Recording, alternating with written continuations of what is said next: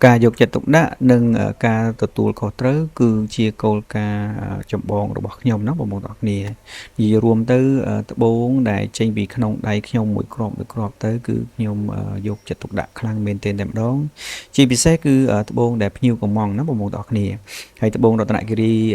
មួយគ្រាប់នេះគឺភ្ញៀវគាត់បានទិញពីខ្ញុំរួចរាល់ហើយបន្តមកទៀតគឺគាត់ស្រឡាញ់ចង់បានរៀងបេះដូងដូច្នេះហើយក៏ខ្ញុំត្រូវយកមកធ្វើការកែសម្រួលជូនភ្ញៀវវិញគឺយើងត្រូវយកមកធ្វើការកែសម្រួលត្បូងដែលមានរាងស្លឹកពោធិ៍ហើយបន្តមកទៀតបានយើងចាប់ផ្ដើមធ្វើការសម្រួលរាងរួចបានយើងចាប់ផ្ដើមចោះចង្អូបេះដូងណាបងប្អូនទាំងគ្នាហើយការចោះចង្អូបេះដូងនេះគឺជា process ដែលពិបាកជាងគេបំផុតហើយនៅក្នុងការធ្វើត្បូងដែលមានរាងបេះដូងនេះណាបងប្អូនទាំងគ្នាប្រសិនបើយើងមិនសូវជាមានស្មារតីខ្ពស់ហើយដៃរបស់យើងហ៊ានតែធ្វើឲ្យវិបន្តិចគឺអាចធ្វើឲ្យខូចចង្អូបេះដូងបន្តមកទៀតគឺយើងត្រូវតាមរូបរាងថ្មីហើយខាតក្រាត់ច្រើនណាបងប្អូនទាំងគ្នាប៉ុន្តែការ